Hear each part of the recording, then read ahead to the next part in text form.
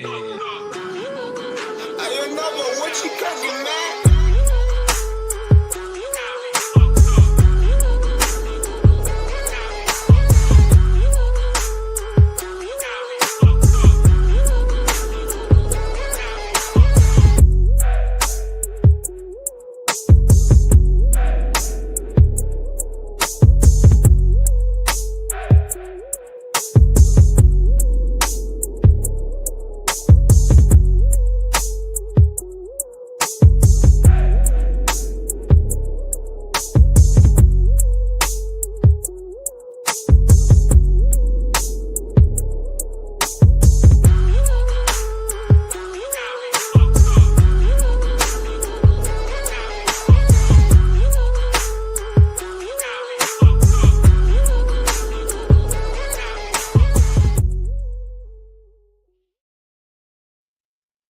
good morning. Good morning. I am muted. No, you're not. I hear you. Okay, now I'm not muted. You Good are morning. We hear you. live. Roll with it. What is going on, Iron Minds crew? How we feeling this beautiful, beautiful Tuesday morning? I'm glad to be back. I'm just happy You to be feeling here. great? I'm sorry. Go ahead, Nick. Go ahead, my man. I was just saying, I'm just happy to be here. How about yourself? I'm happy to be here too, although I'm now a little mad because I'm the only one outside in this really cold weather. When I was getting up this morning, I was like, man, I got enough time. I could probably just go to the gym and go live. And I was like, no, my boy Lombard, he's going to be embracing the suck with me. Oh, no, there he is in a freaking climate controlled building. So, Absolutely. Bro, you're looking at it all wrong because I'm jealous of you right now. Like, I went on my walk with my dog already, and it's like 51. What do you got at where you're at? I think we're like 43. It's not bad though, because there's no wind blowing. That is the one thing I hate about Texas winters is it's windy as crap, bro. No wind during the summer, but as soon as the temperature gets below 50, it's like, oh yeah, let's have the Arctic breeze come in here every day. So If it's I actually pretty nice outside. Yeah, if I was home, I would definitely be outside, but I'm right around the corner from Truck Parking Club HQ. It's in the 20s. I was considering I brought my leggings and like cold weather gear out. Um, but it's just a matter of like I didn't get to bed. I mean, being here at HQ, we're in grind mode ourselves, so it's like I didn't really get to bed until late last night, like before midnight. Just freaking in the arena. So it's like I could have, I'd rather not get 5 hours of sleep. My body is still, and it's great using these smartwatches, seeing what that 40 miles did to me last weekend. Like my HRV, my heart rate variability, seeing it start to teeter back, like it was very much in the gutter. It still kind of is in the gutter from doing that 40 miles walking around in the woods. And it's like where I'm sleeping through the night, the sleep itself is not the greatest quality, and it's like I'm not at the age where getting 5 hours and then getting up and trying to get a hard workout and is going to actually benefit me. So I was like, okay, I'm going to get up. The hotel gym's got the treadmill. I'm going to get in here. I need to get my steps in. I need to make sure I'm getting as much movement as I can this week because I've got the Austin Half Marathon in January. I've got Austin Marathon in February. I am in the middle of dialing in. So I just got to make sure the movement's still there, no matter what. That is what's up. Well, I'm a little jealous, dude. Like I'm always jealous of people when they can get outside. So you're after it, Pedro. You're doing God's work right now. Yeah, man. I love being outside, man. I will say, outside in Texas in the winter isn't pleasurable, and it's not the temperature. It's like I said, it's that stinking wind, dude. Like even this weekend, man, trying to finish painting these last of these cabinets, couldn't even do that because every time I go to spray, the wind blows and it blows leaves all on my wet paint. But so can't do like anything out, man. For joyful in the winter in Texas, it seems there's no snow. You know what I mean? So like that's not fun. It's just an awkward place in the South, man. Well, Florida's got drunk weather too. I mean, I went down to the Land That Time Forgot, Florida, this weekend for the Spartan race, and it was high 40s, low 50s when I'd wake up in the morning, 60s by the time the race started, and 80 within like an hour and a half after that, and then all the way back down again. And you're out in the middle of just like cowpoke farmland with absolutely no cloud cover, no tree cover. It's December, 78 degrees and like 100% humidity. It was actually pretty brutal. And if I was just racing where, I went out there for, let's say, if I raced by myself, maybe that event on Saturday would have taken me 3 hours, and maybe the one on Sunday would have taken me an hour and 20, hour and a half. But I was out supporting a crew of adaptive athletes. And so our race on Saturday took nearly 7 hours. And our race on Sunday was just about 4. So, I mean, that's 10, 11 hours just baking in the hot sun. And that will mess up your sleep for a few days too. 100%. Ooh, yeah. But now it's back to 50s again. So welcome to drunk ass Florida. Yeah, that's how ours is. We're like thinking in the 50s throughout the week, and then this weekend it's going to be like 78. I don't understand it, man. But it's good. I love being outside, dude. I said it ain't too bad. There's the third person I've seen walking this morning, so I'm not the only one out here embracing the suck, man. But it's good. Get up, moving outdoors. I agree with you, Nick. Anytime you can be outside is a good time. I think fresh air, sunlight, hey, even rain, right? I mean, as long as you're outside, dude, I think it's a great thing.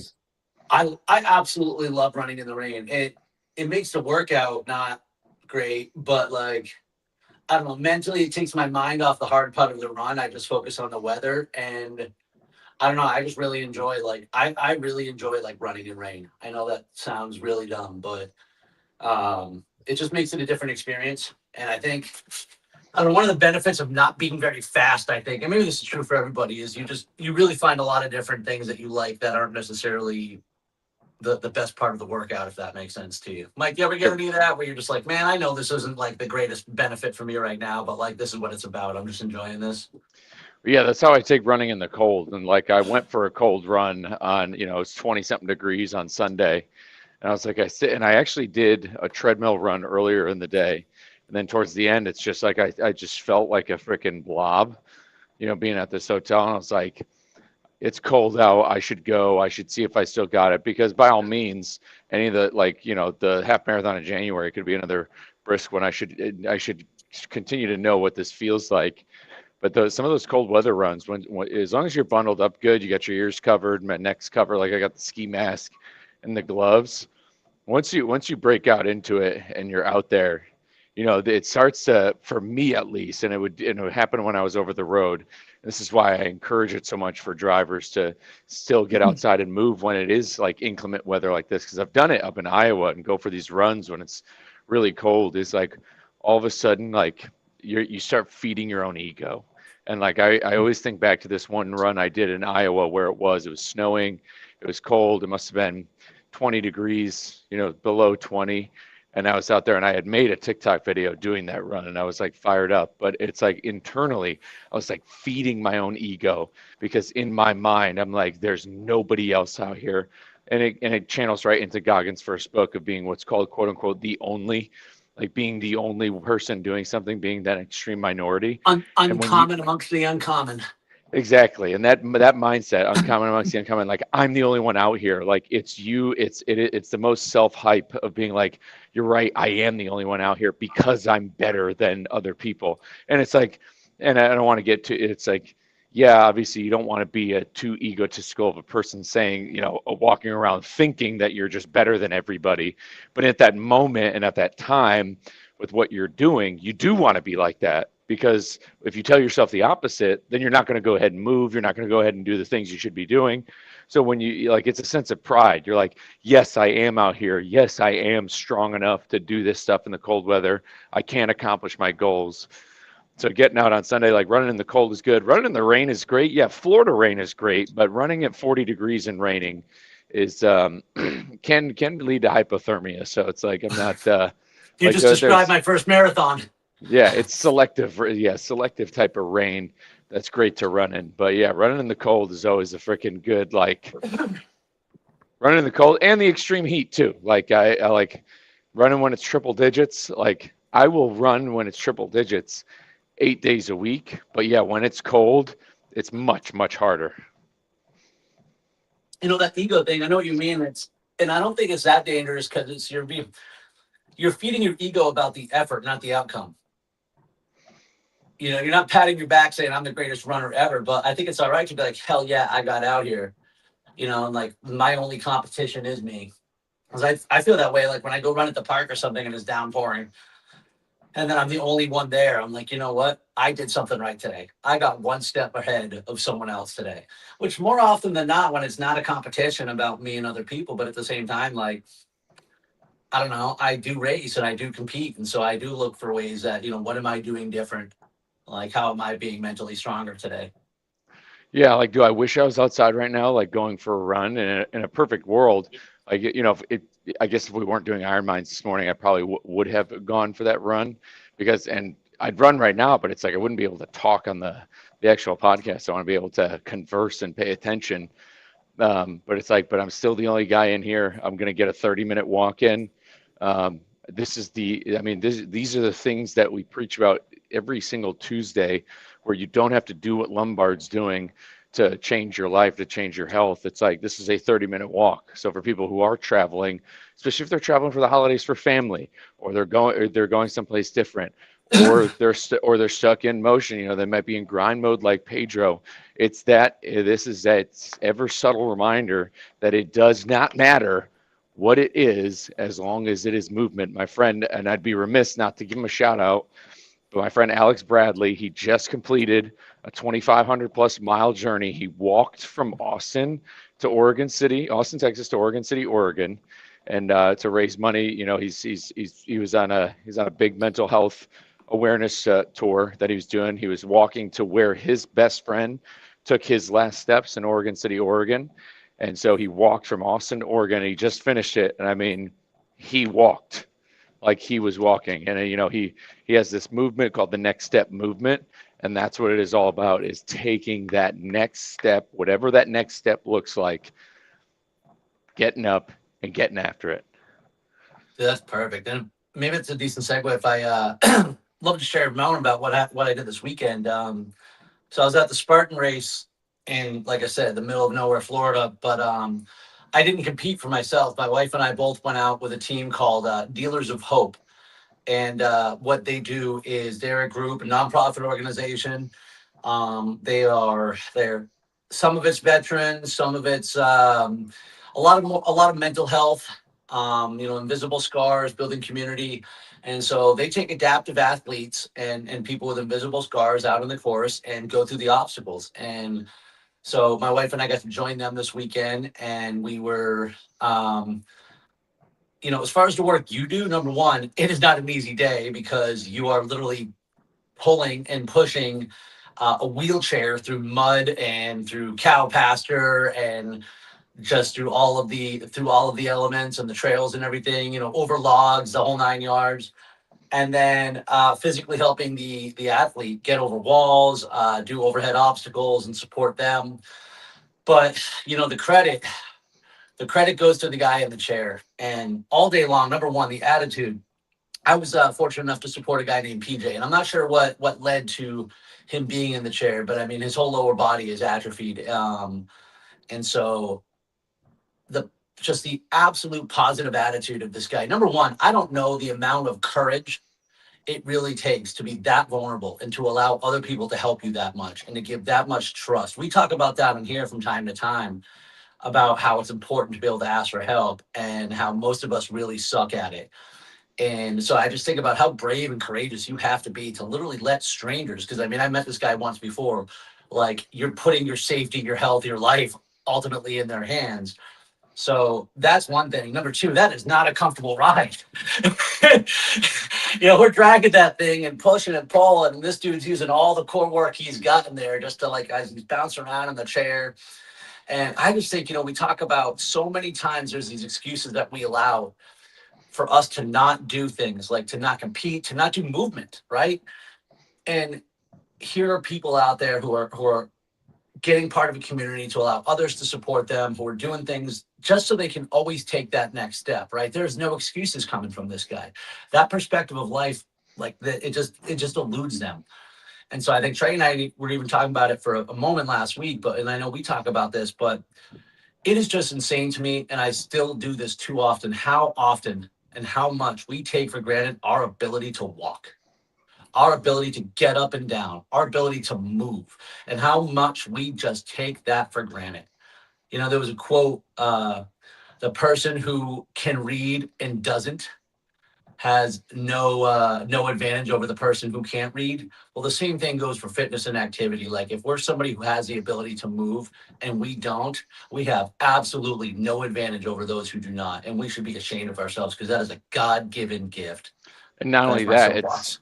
oh yeah, not only that, it's I what I like to think of it as it's an affront, it's an insult to those who can't. Like Matt Johnson, who just recently ran across Texas. By the way, this is the guy. He's ran across Texas west to east and north to south. He's the fastest guy to do both. Also, mind you, if you go to his Instagram, he was smoking cigarettes the entire time and eating donuts. So it's like people who are like, "Oh, it's not fun." You go watch his Instagram. I'll tell you, yeah, he was in the pain cave, but he was having a great time doing it while he was ripping cigs and smashing donuts and Krispy Kreme the whole way down. But he's very much under that's his theme, is doing it for those who can't doing it for those who can't, and to not do it, to not take advantage of what you can do with your body through movement is an insult to the people who can't. You are, because there are people who would go. Actually, when I was pacing my buddy Austin for the last 100 miles of that race, you know, those last two loops and the last 20 miles especially were obviously the most painful for him. And one of the things I told him, I was just like, there are people who would kill for this moment. I was like, there are people who would do anything to feel what you're feeling, especially like that was not an easy course. There was so much elevation. It's not even a running course. It is like a hiking trail that you can't even really walk straight, with a bunch of roots up and down, up and down. You know, my 2 laps alone, he has almost 10,000 feet of elevation gain in himself because he had to do 5 laps. I had, you know, over 3,000 for 2 laps. So, I mean, you do the math. The guy has almost 10,000 feet of elevation gain. And, you know, his right ankle is like still pretty much swollen. Like he couldn't walk for about 24 hours. But I was saying that to him on the course. I was like, there are people who would kill to feel what you're feeling right now because they would. Moment.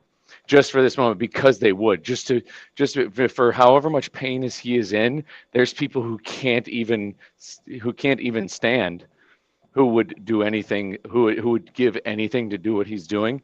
And to not take advantage of that and to not live up to that every day it's an insult to them. I also call it an insult to your ancestors. Like your ancestors, your family, not the grandparents you know, the grandparents you don't know. They, and many of them, and those people, there are millions of people who sacrifice themselves for you not to be a piece of shit.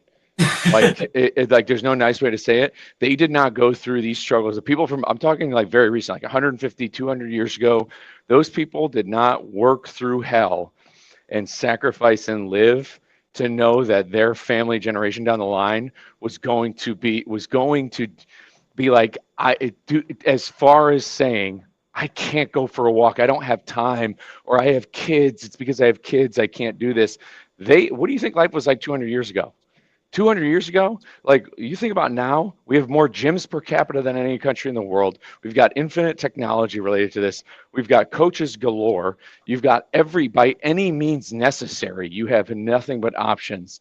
200 years ago, what did they have to provide for their family and to stay healthy and do those things? They didn't live and sacrifice so their family can live in this hyper stimulated era of being like, oh my God, the smallest inconvenience just derailed me. I guess I'm not cut out to be a runner. I guess I'm not cut out to lift weights. It's bullshit. Like, let's cut it out. And this is December, dude. It's remember December time frame, people. Like December, how you act in December. That's a Mike Tomlin quote. Remember December, how you show up in December dictates how you're going to do in the playoffs. If you're going to make it to this, if that team's going to make it to the Super Bowl, it doesn't matter what happened in September, October. How'd they show up in December? That's because they still need to show up come January. They can't let off the foot off the gas. It's that time where we're not holding back on December. We're not easing. We can't be easing off the gas. We need to be hammering down on the things we want to do and the goals we want to do. See, Pedro, you're out there doing God's work. Like I said, my friend. Yeah, I feel you, brother. I feel you. Yeah, man. All of what y'all are saying. It's I wouldn't say it hits home a little bit. I mean, I've got my own limitations and stuff, but I mean, it's like Lombard said. There's really, really no excuse except for the one you're giving yourself right now at that moment not to do something. You know what I mean? So, uh, Let and me I guess rephrase that's just a mindset reframe too, because when you said limitations, I thought the same thing for myself, and I'm like, you know what, let's just call them circumstances, or situations, because we all have, like, we're not 15 anymore. Okay, there's a lot of life between us here, and as you go through life, there are things that will make other things more challenging and more difficult, right? So it's easier to tell ourselves a narrative that we have these limits or we have these limitations because we've acquired difficulties or things that are harder. But I mean, speaking for you, brother, you are breaking those limitations right now. So, and every step that you do is continuing to break them. So yeah, there are things that might make it harder to get to that starting line for some people. Like, I have plenty. I'm sure most people have something rather or another, but you're out there doing it. So if there's a limitation, you are defying it. And I mean, at the same time, I'm not saying I'm going to go step up and be the top of the podium or something like that either. So I'm not blaming a limitation or a circumstance, but that's also just, what am I about? What am I trying to do right now? And I think there's an evolution to it too, because when I got into this 9 years ago was my first Spartan race. And I thought it was going to be my only one. I didn't know what I had 6 months ago. I swore I'd never do an Ironman. So all these things begin to add up, like as you get more capable, you tend to want to continue to do more. Yeah, I mean, I think back at starting out in November of 2018. Could I have advanced quicker if I signed up for a race sooner? Sure, probably, but there was also nobody really encouraging me to that, because you figure my gateway into this was CrossFit.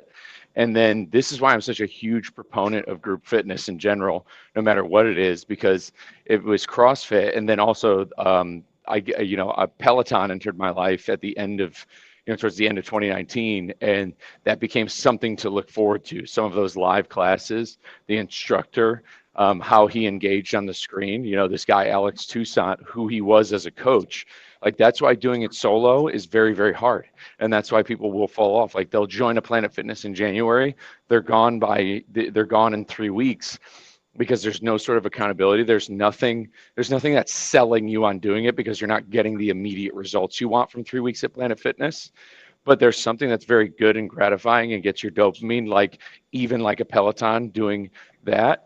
But that's why group fitness is so important. Group fitness is more expensive than Planet Fitness. People are always looking at a cost benefit, but going to CrossFit, going to those classes are the biggest things. If there is anybody listening, I cannot recommend enough to go to your nearest group fitness. And I'm not talking the ones at Planet Fitness or Crunch. I'm talking a CrossFit gym, a Hyrox affiliated gym, and I know I'm biased, but an Orange Theory, an F45, something that has group fitness, strength, and cardio-based fitness classes.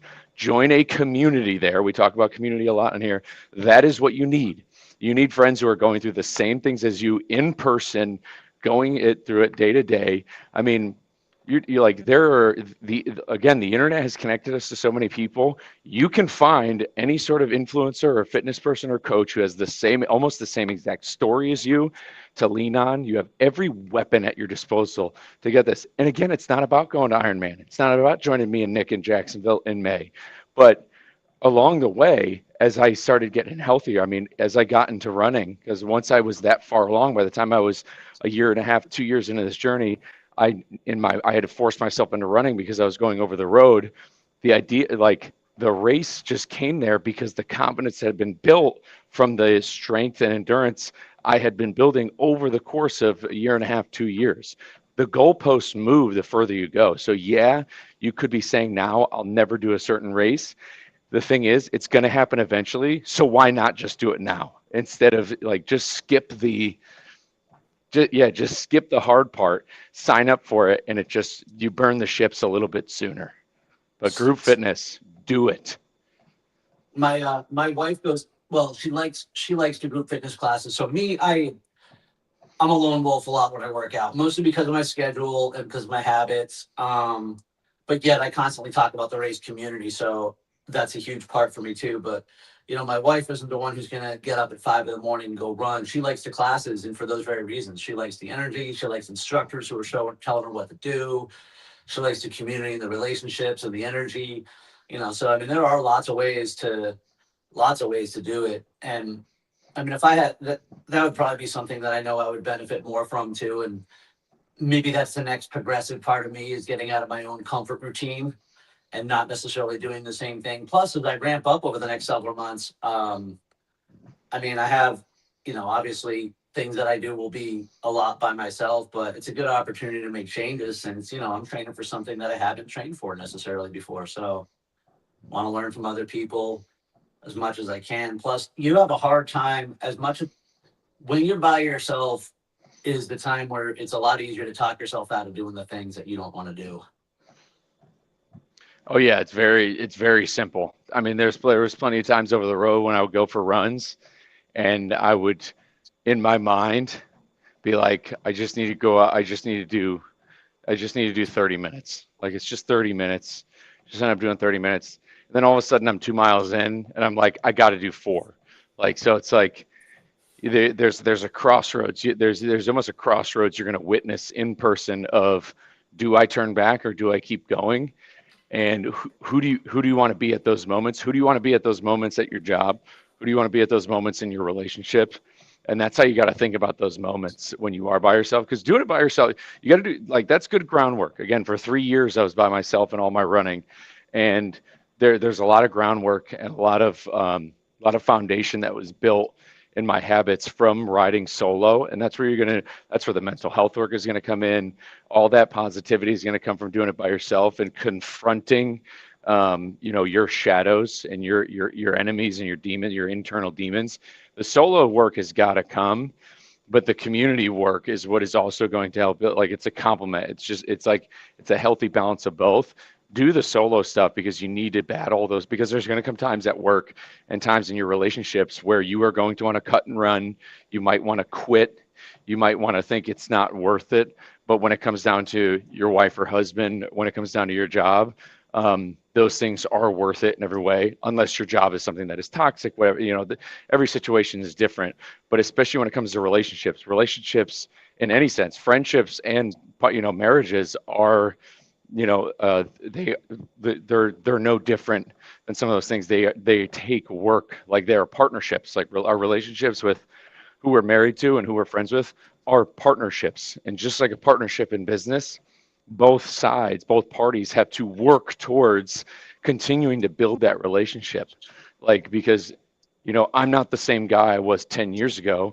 My wife wasn't the same person she was 10 years ago. So we're always learning, developing, and becoming better partners as we go along.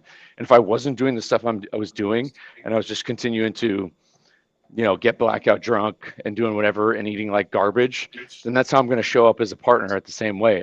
If I'm not going to become who I'm going to be, if I'm just spiraling down that same Monday through Friday, drink, freaking rinse, repeat, crappy life, complaining about the good old days, that's not me improving my relationship with my partner. But doing that solo work, groundwork, being in community, that's going to make me better. And I think that's a perfect segue to also remind what we're doing here. Because, I mean, this is a community right here. As iron sharpens iron, one man sharpens another. And, I talked about being alone all the time, yet I show up every Tuesday. And this is part of my community, and this is part of what keeps me going. And I've mentioned many times, especially as I was injured a lot last year, or even right now while I'm sort of a in-between stage of doing things, it would be real easy for me to skip the day and to not do anything. But instead, part of this community, part of this group, and you have a role to play and a responsibility to the other members in the group, and so you just keep showing up. And we are looking to grow it again. So if you're listening to this, we've got a Slack group. We are here every Tuesday. We want to talk with you. We want to be involved. We want to help you out with whatever it is you're doing. But other than that, guys, that's going to do it for me on a Tuesday. I think it's about time to drop the mic. Pedro, you got any last words for us? Oh. All right, come. So guess that's it. Mic drop. We'll see you on the other side. Let's go. Peace.